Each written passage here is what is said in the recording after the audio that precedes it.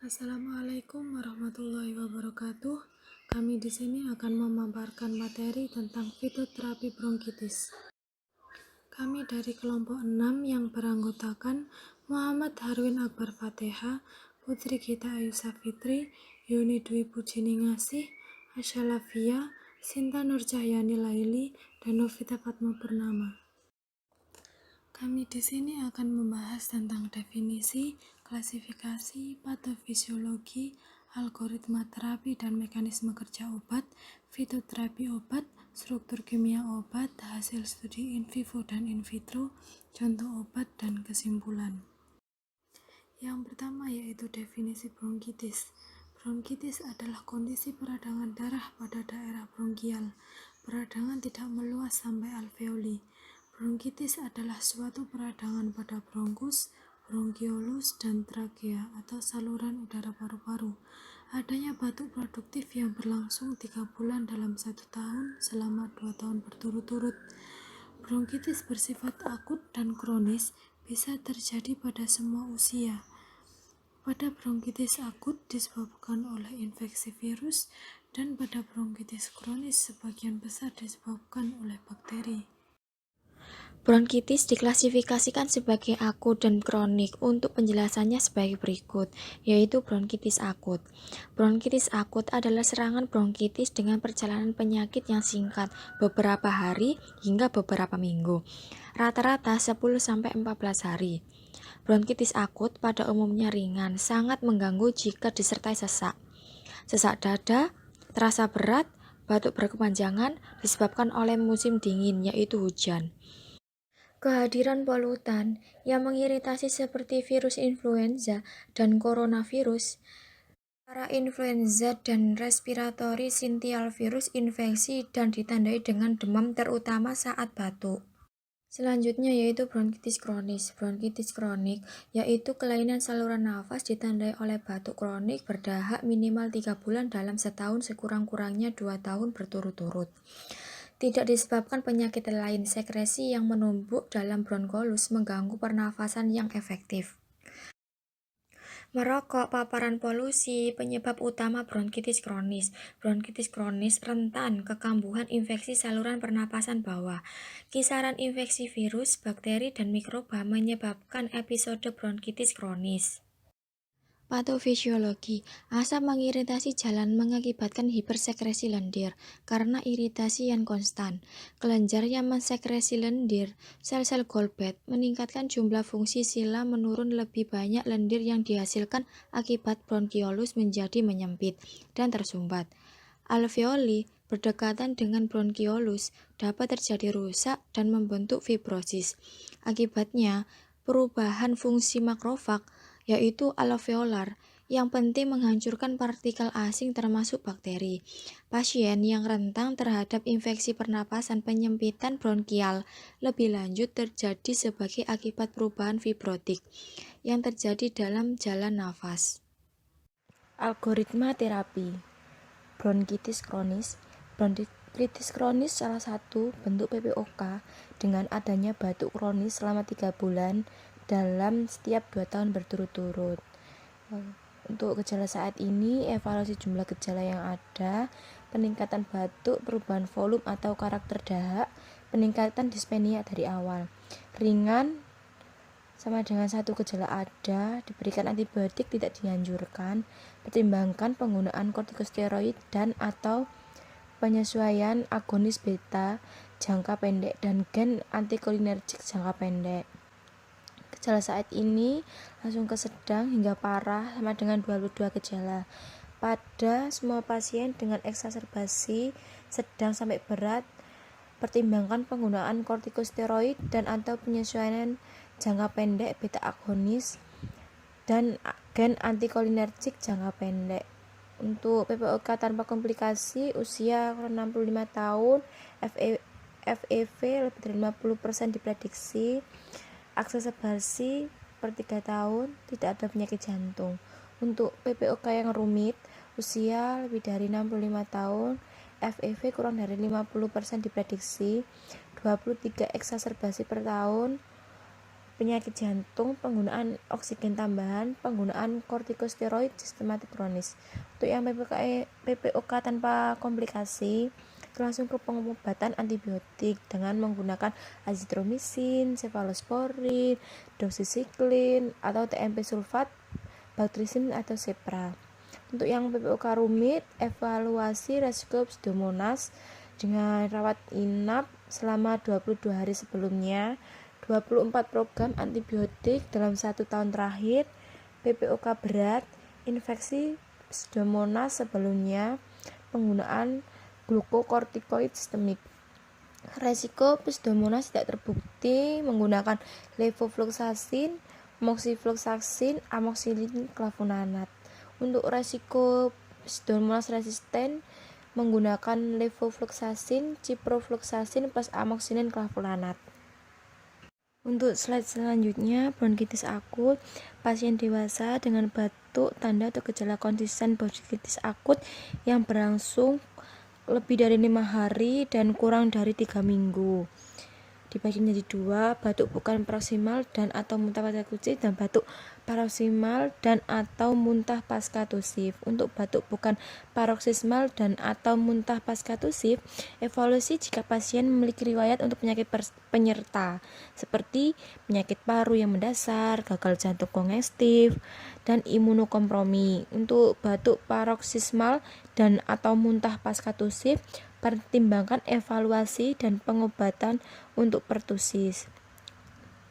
Batuk bukan paroksismal dan atau muntah paratusif dibagi menjadi 2 dengan komorbiditas prosen dan komorbiditas tidak ada. Untuk yang komorbiditas tidak ada, HR dari denyut per menit 100 denyut per menit, RR lebih dari 24 nafas per menit, penurunan saturasi oksigen dan baselin.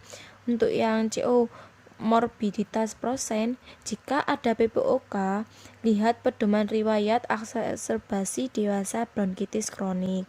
Untuk yang CO komorbiditas tidak ada, dibagi menjadi 2, tidak ada faktor risiko untuk pneumonia dan faktor risiko untuk pneumonia. Untuk yang faktor risiko untuk pneumonia, merekomendasi ronsen dada untuk mengevaluasi pneumonia. Untuk pengobatan pasif untuk pneumonia dan negatif tindak lanjut klinis. Untuk yang tidak ada risiko, tindak pembersihan tenggorokan atau drainase hidung terpenting. Dibagi menjadi 2, yaitu gejala saluran udara atas tidak ada dan gejala saluran atas ada. Yang gejala saluran atas ada, flu biasa kemungkinan diberikan acetaminophen, NSAID, decogestan, dan lain-lain. Untuk yang gejala saluran udara atas tidak ada, diberikan bronkitis akut, kemungkinan besar ada mengi. Bagi menjadi 2, mengi tidak ada dan mengi ada. Untuk yang mengi tidak ada antibiotik, acetaminophen, NSAID, dan lain-lain. Untuk yang mengi ada, dipertimbangkan penggunaan bronkodilator agonis B2. Oke, selanjutnya mekanisme kerja dari obat-obat yang digunakan pada bronkitis, baik bronkitis kronis maupun bronkitis akut. Yang pertama yakni ada antibiotik. Berdasarkan mekanisme kerja, dibedakan menjadi 4, yakni yang pertama menghambat sintetis atau merusak dinding sel bakteri, contohnya ada beta-lactam, bacitracin, dan vakuum. Yang kedua yakni memodifikasi atau menghambat sintetis protein, contohnya aminoglikosida, kloramfenikol, tetrasiklin, dan lain sebagainya. Yang ketiga yakni menghambat enzim-enzim esensial dalam metabolisme folat, contohnya trimiptophan dan sulfonamid. Yang keempat yakni mempengaruhi sintetis atau metabolisme asam nukleat, cenolon dan nitrofuran. Selanjutnya yang kedua yakni NSAID. NSAID bekerja dengan cara menghambat enzim siklooksinase 1 dan 2 sehingga dapat menurunkan produksi prostaglandin dan prostasiklin yang merupakan mediator inflamasi sehingga mengakibatkan terjadinya vasokontriksi. Selain mengakibatkan vasokontriksi, penghambatan produksi prostaglandin ini juga berefek pada meningkatnya retensi natrium. Selanjutnya yakni yang ketiga ada bronkodilator beta agonis. Mekanisme kerjanya yakni mengendurkan otot pola saluran napas dengan merangsang beta 2 reseptor adrenergik yang meningkatkan AMP siklik dan menghasilkan antagonisme fungsional terhadap bronkokontristik. Yang keempat yakni dekogestan. Mekanisme kerjanya yaitu dari reseptor alfa adrenergic menarik pembuluh darah sehingga menurunkan pembengkakan pembuluh sinus dan endema mukosa. Selanjutnya yakni fitoterapi obat bronkitis. Yang pertama, jahe merah atau Zingiber officinal varubrum. Taksonomi dari tanaman jahe yakni Kingdom Plantae, Division Magnoliopsida, kelas Liliopsida, Ordo Zingiberales, famili Zingiberaceae, genus Zingiber, spesies Zingiber varubrum. Selanjutnya definisi tanaman jahe. Jahe merah merupakan salah satu tanaman tradisional yang memiliki nama latin Zingiber officinal varubrum. Jahe merah merupakan tanaman jenis rimpang-rimpangan yang tumbuh di daerah seperti dataran rendah sampai dengan wilayah pegunungan. Jahe secara empiris digunakan komponen penyusun ramuan obat seperti untuk meningkatkan sistem imun, mengatasi radang tenggorokan, batuk, serta alergi akibat gigitan serangga. Jahe merah merupakan jenis jahe yang banyak dimanfaatkan sebagai obat karena kandungan minyak atsiri dan oleospecinya yang tinggi. Selanjutnya yaitu kandungan tanaman jahe. Kandungan senyawa kimia dari jahe merah Zingiber officinal varubrum yaitu gingerol, sogaol, dan zingeron. Di dalam rimpang jahe juga terkandung oleoresin 3% dan minyak atsiri 2,58-2,72% yang lebih tinggi dibandingkan jenis jahe lainnya, sehingga banyak digunakan sebagai bahan baku obat. Selain itu, akar jahe merah mengandung senyawa yang memiliki aktivitas antioksidan yang tinggi seperti flavonoid, antosianin, kumarin, lignan, katekin, isokatekin. Mekanisme aksi senyawa tanaman jahe. Rimpang jahe merah mempunyai kandungan gingerol yang mempunyai aktivitas antibakteri. Gingerol merupakan senyawa turunan fenol yang berinteraksi dengan sel bakteri melalui proses adsorpsi dengan melibatkan ikatan hidrogen. Fenol dengan rendah berinteraksi dengan protein membentuk kompleks protein fenol. Ikatan antara protein dan fenol merupakan ikatan yang lemah dan cepat mengalami penguraian. Fenol bebas akan berpenetrasi masuk dalam sel, sehingga menyebabkan presipitasi dan denaturasi protein. Pada kadar tinggi, fenol yang menyebabkan koagulasi hingga membran sel mengalami lisis. Selanjutnya ada hasil studi in vivo dan in vitro. Untuk hasil studi in vivo-nya kita belum dapat menemukannya, dan di sini ada hasil uji in vitro. Menurut Megasari, pemberian dosis bertingkat ekstrak etanol rimpang jahe merah atau Zingiber officinal varubrum memberikan aktivitas antibakteri Klebsiella pneumoniae isolat sputum pasien bronkitis. Semakin besar dosis pemberian ekstrak etanol rimpang jahe merah, maka semakin besar presentasi aktivitas penurunan jumlah bakterinya, yaitu sebesar 4,12%, 15,32%, 11,5%. Sesuai dengan parameter farmakodinamik adalah kemampuan antibiotik membunuh mikroba bergantung konsentrasi. Semakin tinggi dosis yang diberikan, maka semakin banyak jumlah zat aktif yang sebagai antibakteri. Selanjutnya, berikut ini ada contoh obat dari jahe merah, yaitu Cordyceps barata.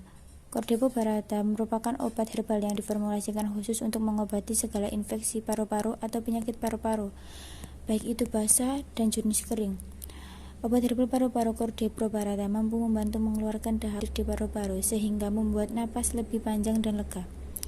Obat herbal Cordyceps barata terbukti dan direkomendasikan untuk mengobati penyakit seperti tuberkulosis atau TBC, asbestosis atau sesak nafas, asma, bronkiantasis, penyakit batuk rejan, bronkitis, faringitis atau radang, infeksi saluran nafas atas, influenza, paru-paru hitam, dan juga difteri.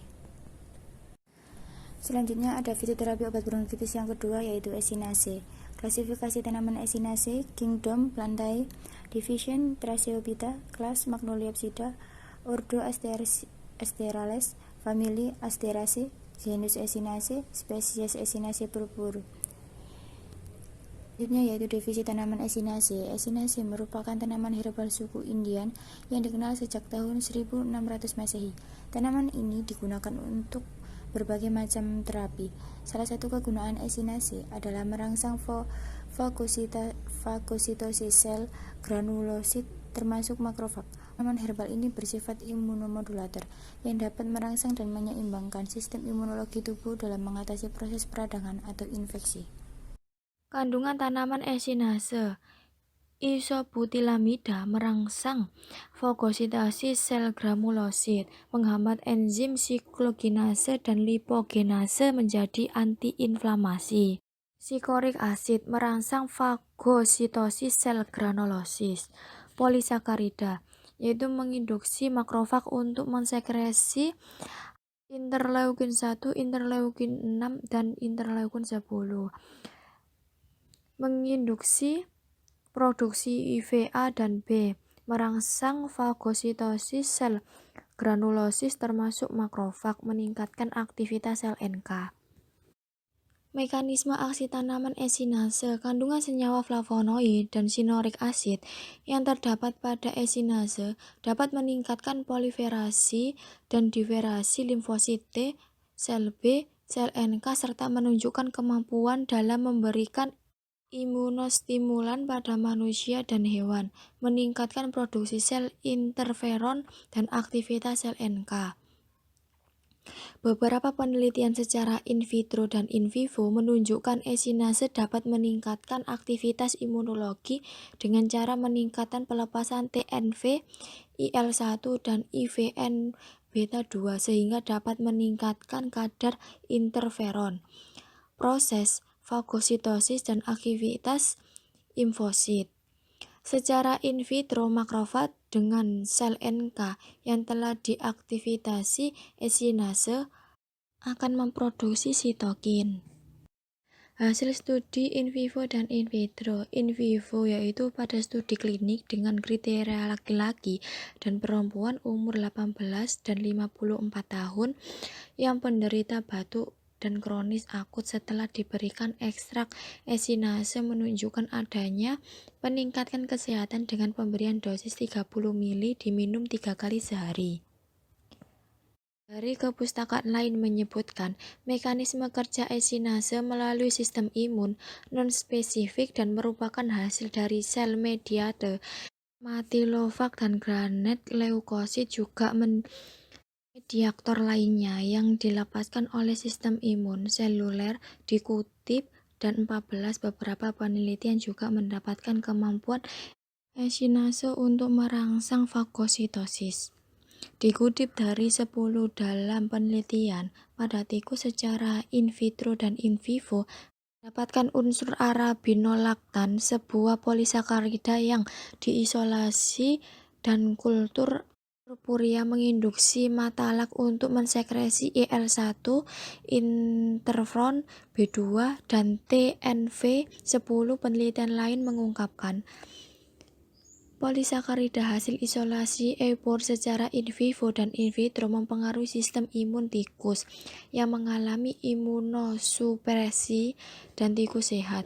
Pada tikus yang sehat, purpurea merangsang makrofag mensekresi IL-1, TNF-A, dan IL-6, meningkatkan jumlah oksigen reaktif dan menghambat pertumbuhan Candida albicans. Esinase purpurea juga dapat meningkatkan polifer fagosit dalam limpa dan sumsum tulang, migrasi granulosit ke darah. Konsentrasi purpurea yaitu 0,025 mikrogram per mili, efektif menginduksi produksi sitokin, IL-1, IL-6, IL-10, dan TNF-A pada makrofag di darah perifer secara in vitro dibandingkan kontrol Geul DKK 5 dalam penelitian pada tikus sehat yang diberikan esinase dengan dosis 80-800 dan 20.000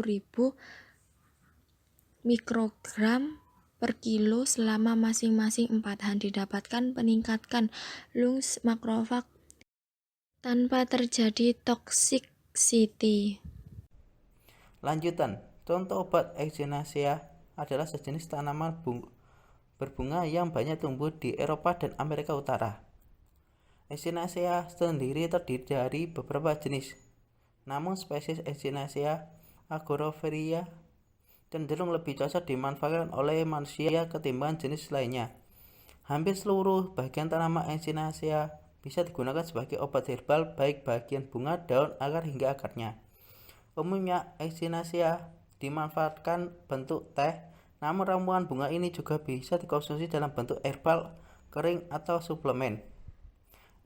Echinacea ini dapat membantu mencegah dan mengatasi gangguan saluran pernafasan atas flu, radang tenggorokan, batuk, sinusitis, dan bronkitis.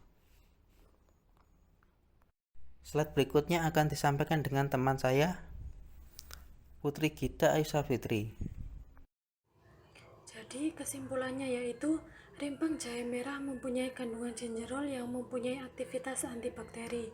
Kemampuan antibiotik membunuh mikroba bergantung konsentrasi atau concentration dependent. Semakin tinggi dosis yang diberikan, maka semakin banyak jumlah zat aktif yang digunakan sebagai antibakteri.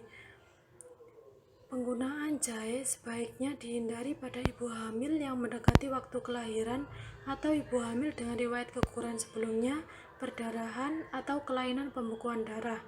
Kandungan senyawa flavonoid dan cichoric acid yang terdapat pada Echinacea dapat meningkatkan proliferasi dan diferensiasi limfosit T, sel B, sel NK, serta menunjukkan kemampuan dalam memberikan imunostimulan pada manusia dan hewan.